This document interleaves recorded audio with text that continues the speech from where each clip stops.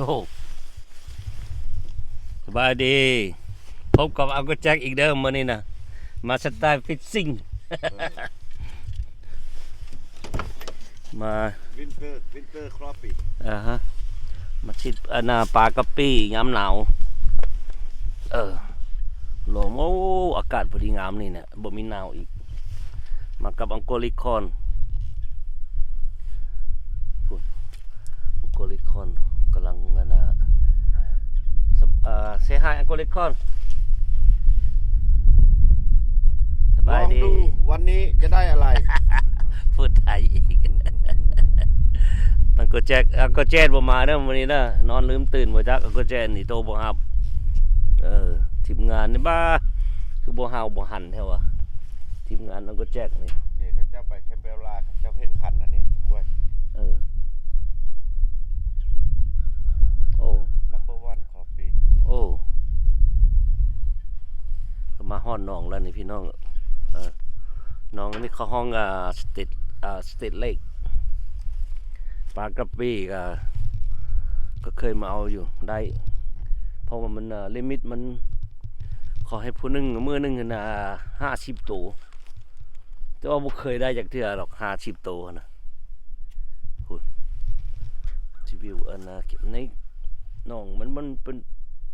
บ่แม่นหนองใหญ่หรอกบิ๊กพอดซะนะ ลองยาวกว่าพูดไกลกว่าพูด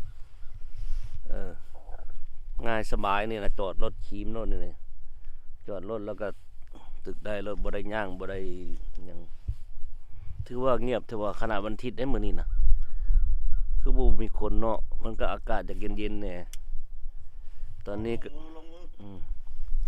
ตอนนี้ก็ประมาณนั้น35-36 ดีกรีประมาณนั้นแหละแต่ว่าสวย ประมาณซาวไฟ โน่30ไปเช้าไป ลุย พูดอังโกลิคอนไปพุ่นละ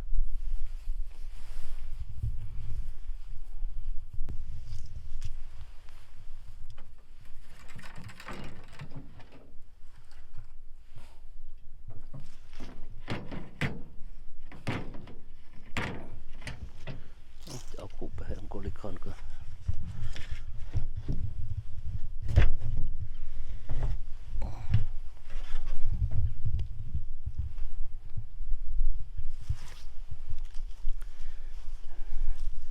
จะให้อังโกลิคอนโซปลาตัวแรกให้เบิ่งจะได้เนาะออกง่ายออกโปคือออกก้อยเนาะนี่เนาะ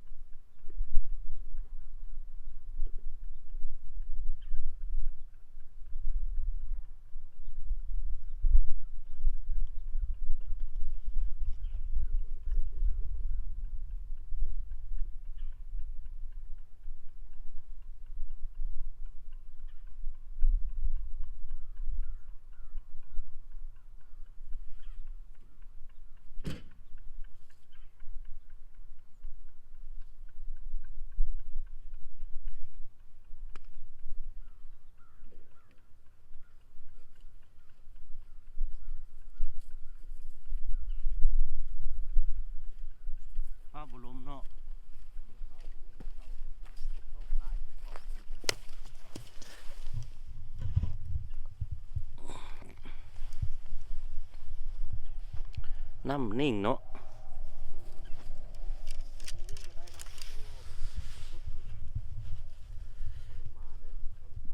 แม่นวะมันกินไหนปะนั้นเนาะ แซ่บเป็นอยู่ผมเลย อ่าฮะมื้อนั้นมื้ออันน่ะบักบอยก็ได้กับเจ้าของหั่นน่ะเอาไปแกงให้เพิ่นกินโอ้แซ่บตัว แซ่บกินแซ่บ อ่าฮะซีนมันบ่ได้แข็งกระดอกคืออันน่ะมันเฟี้ยวเล็กเด้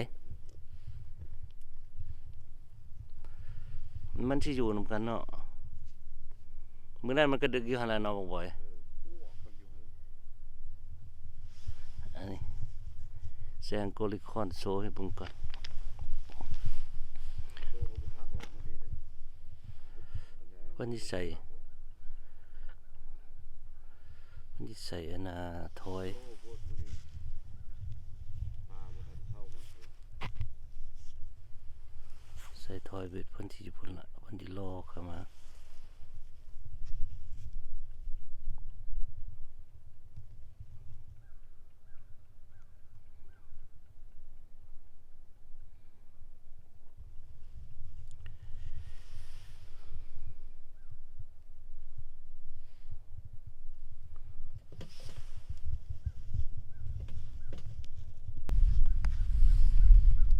ตะเวนกำลังขึ้นสไตล์รอของเพิ่น ของโกลิคอนก็แจกนึกบ่มีฝีมือแหละ เฮ็ดน้ำปลาเนี่ยมันต้องสะอาดเลย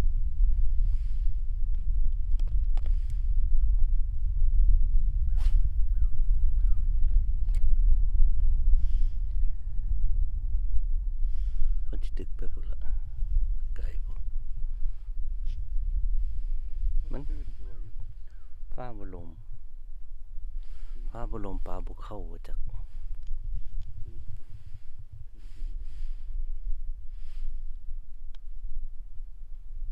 มากับอันน่ะอังกอเจนมื้อนั้นก็ได้10ปลายโตนี่ล่ะ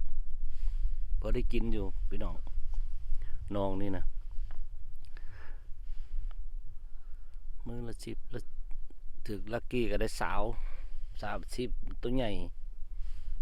ปลาตัวใหญ่นี่กับปีตัวใหญ่เล่นอยู่พี่น้องอังโกลิคอนนี่ได้ใน2ตัวนี่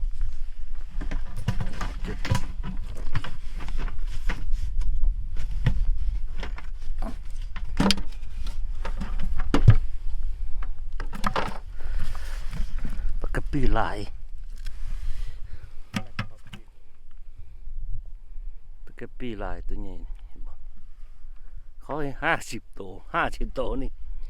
พอดีเต็มคู่พุ่นละบักเก็ตนี่เต็มแล้วล่ะ50 ตัว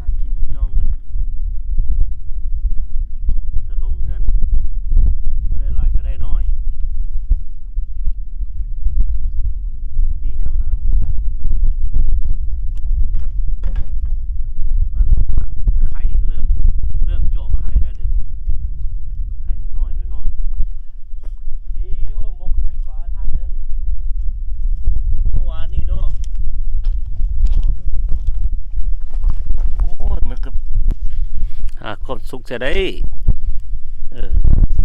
เงินโกลิคอนเงินโกลิคอนชิดเบ็ดนั่งไฟนั่งฟิงไฟนั่งฟิงไฟชิดเบ็ดแบบบ้านเฮาแท้นี่นะเบิ่งดินะเบิ่งเหยื่อโกลิคอนนี่เลือกออกมานี่นะเต็มกระตาพี่น้องซื้อนี่จังเบิ่งจัก100โอ้นี่นะทงนี่ทงมัน7 ดอนวันนี่ทงอันนี้นะ ตัวนั้นวะ100 โตอันนี้แหละเหยื่อเอกของโกลิคอนนะ100 ตัว18 ดอลแม่นหมดนี่นะทงเล็กทงน้อยว่าตัวเนี่ยนี่ก็แม่นนี่น้องเลือกลงมาท่านจักกินแนวใดมันบุ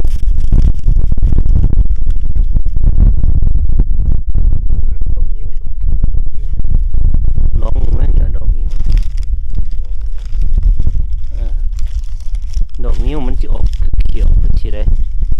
สินะแต่มันใหญ่โพดนี่นะปากกะปี้อันนั้นดอกใส่ตัวใดจะใส่ขนาดใส่ตัวนั้นคืออยู่แต่ว่ามันจะออกเขียวเลยโกลิคอนโธ่งามไปแต่แซ่บแท้อันนี้โกลิคอนฮะพูดน่ะทงเลยก็งามงามนะสีใดก็มีมัดมาถั่วสีใดมีมัด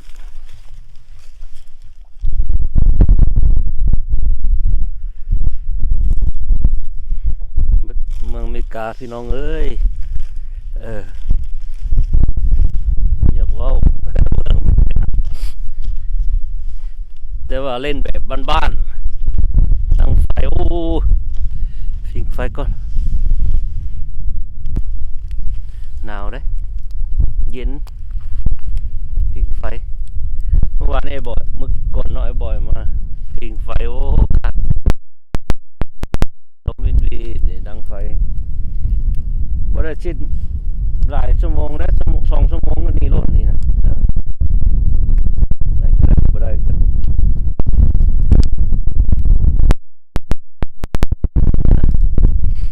ขี่รถมานี่ก็20 นาทีบ่20 นาทีวะ30 นาที25 นาที25 โมงเช้าถ่ายวิวทั้งหลังให้เบิ่งทางค่อยลงมา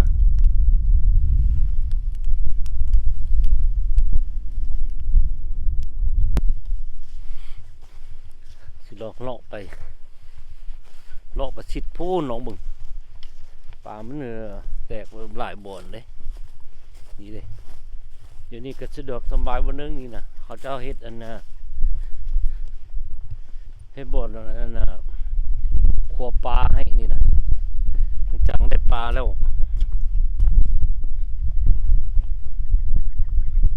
นี่เด้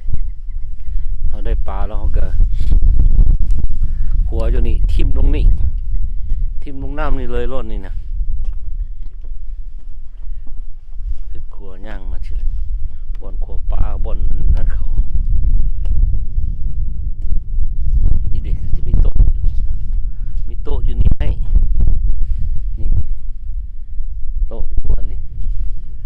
ขัวปลาล่างอยู่ในรถนี่เอาคู่ปอมลงไปก็ดึงขึ้นมาล่างขัวอยู่นี่ขัวแล้วเลยจัง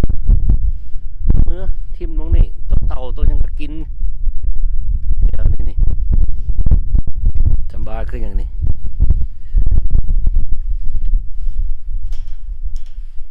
ที่ลอกไปอีกหน่อยนึงก่อนฉันเชื่อมันปลาเนี่ยมันเข้ามัดขบวนเลยที่ลอกไปลองมึงหน่อยนึงแอบก็เลยค่อนเฝ้ากองไฟเอ็นถ่า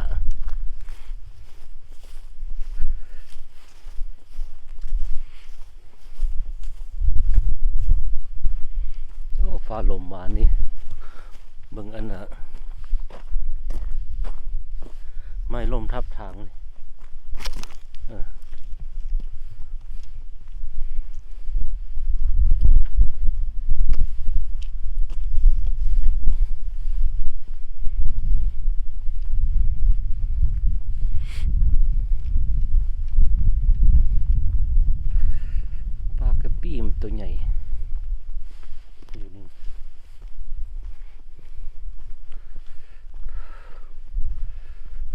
ย่างเลาะเอ็กซ์ไซส์ไปนะย่างเลาะทางไปนี่หนองมันเลาะไปนี่ดิ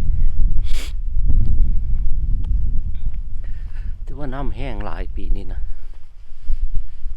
นี่นี่ทางลงมาทางเกี่ยวขึ้นไปนี่มาเกี่ยวขึ้นไปถึงนะข้างนั้นถึงกับไฮเวย์166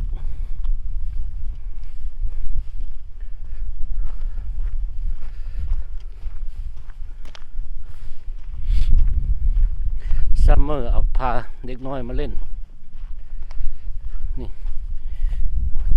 มากินข้าวป่าตำบักหุ่งจิตเบนมาปิ้งคักอยู่ได้ล่ะปีกายนี่ก็มาตัวพาหลานมา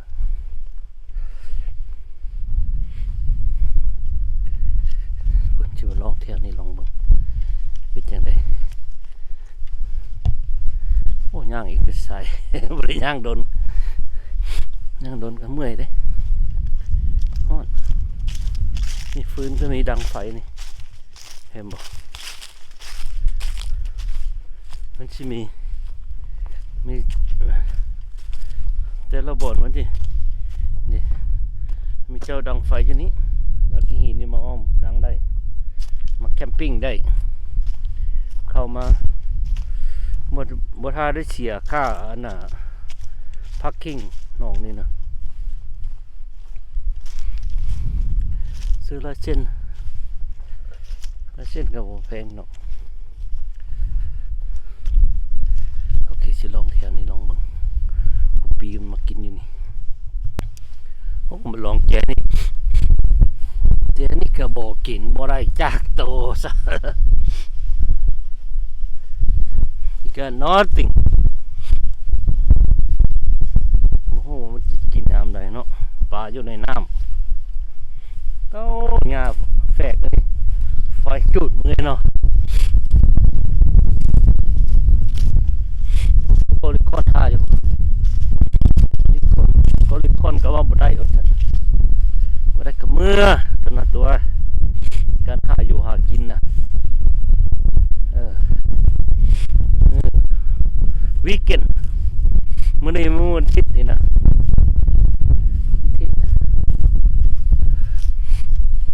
มาพักงานมาหาชิดเบ็ดชิดก้างว่าซั่นแหละคนลาวหาอยู่หากินปลากินกระหอกกินไว้โอ้เห็ดก็มีเด้อนะแต่ว่าเหี่ยวละเห็ดออกง่าเนี่ยไก่เห็ดเจ็ดก้างว่าซั่นแหละชิดเบ็ด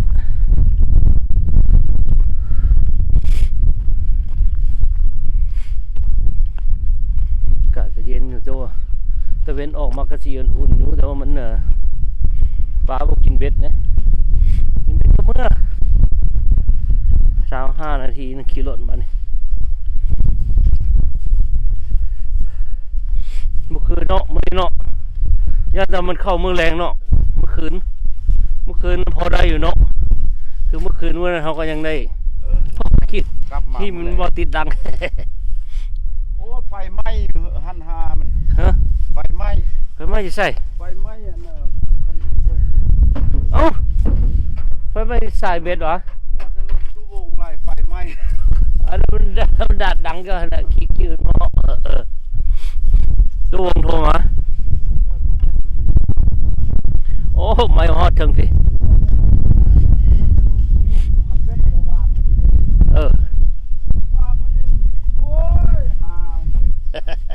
มันไวใช่ไหมอันนี้นะแป๊บเดียวก็ฮอดพี่ละก็บ่เป็นหยังดอกมันที่ขีมน้ำมันที่ใกล้ๆอันเฮาอันนี้นี่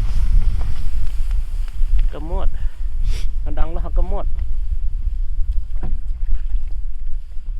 หมดให้เขาละหมดโอ้ลาม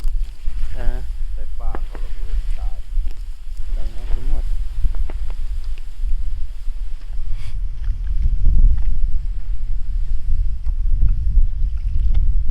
น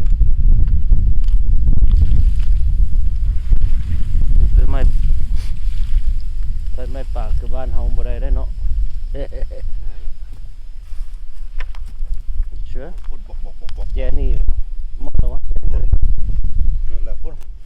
มันห้วยลมไปลมมาเลี้ยวเบิ่งคันเบ็ดโอ้หา เออ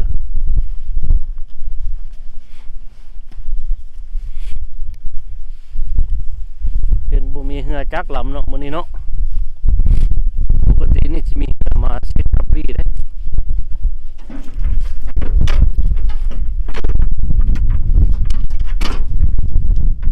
เจ็ด เอามาเช็คเบิ่งเจอเอาไปดูเอาก่อนนี่ก็โหลาบแล้วนี่เนาะปลานี่ลาบเก็บตัวเดิมตัวใหญ่ๆได้หันเห็นบ่โอ้ยเฮ็ดลาบแล้วแบบลาบของบ้านเฮาเนาะ